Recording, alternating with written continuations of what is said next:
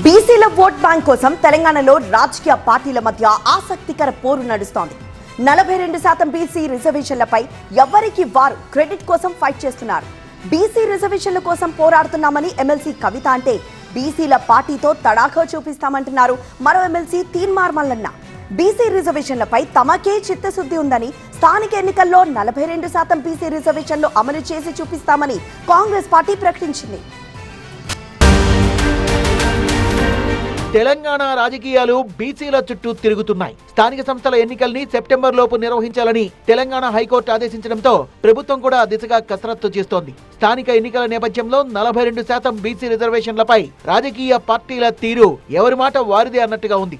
జాగృతి సంస్థ ద్వారా బీసీ రిజర్వేషన్ల కోసం ఉద్యమిస్తున్నామని, ఇకపై కూడా బీసీ సమస్యలపై తన పోరాటం కొనసాగిస్తామంటున్నారు ఎమ్మెల్సీ కవిత. తెలంగాణ జాగృతి ఎన్నో కార్యక్రమాలు చేసింది. అందులో బీసీ ఉద్యమం ఒక భాగం మాత్రమే. ఇంకా చాలా కార్యక్రమాలు చేస్తాం, ఇంకా బలంగా పోరాటం చేస్తాం. తెలంగాణలో అన్ని పార్టీలు బీసీలను ఓటు బ్యాంక్ గానే చూస్తున్నాయి గానీ వారికి రాజ్యాధికారం ఇవ్వడం లేదంటున్నారు ఎమ్మెల్సీ తీన్మార్ మల్లన్న. బీసీల పార్టీతో తడాఖా ఏంటో చూపిస్తామన్నారు. మీరు ఎన్ని చేసినా బీసీల పార్టీ ఆగదు. బీసీలము రాజకీయ పార్టీగా వస్తున్నాం, దీన్ని నిలబెడతాం. ఇది బీసీ రాజ్యంగా ఈ తెలంగాణ రాష్ట్రాన్ని మారుస్తాం. దీన్ని అణచివేయడానికి కుట్ర చేస్తున్నటువంటి వ్యక్తులు ఏదైతే ఉన్నారో వాళ్ళని ఖచ్చితంగా రాజకీయంగా ఎదుర్కొంటాం. రాష్ట్ర వ్యాప్తంగా కులగణన చేపట్టి బీసీలకు 42% రిజర్వేషన్ కోసం అసెంబ్లీలో బిల్లు పెట్టి తమ చిత్తశుద్ధిని నిరూపించుకున్నామని కాంగ్రెస్ పార్టీ అంటోంది.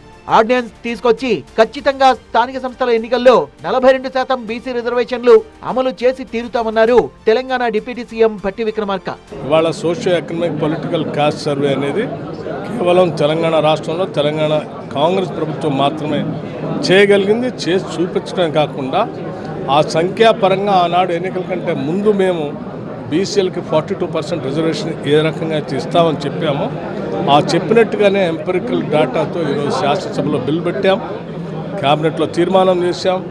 రేపొద్దున జరిగేటువంటి స్థానిక సంస్థల ఎన్నికలకి 42% రిజర్వేషన్ బీసీలకు కల్పిస్తూ ఆర్డినెన్స్ కూడా తీసుకొని వచ్చాం.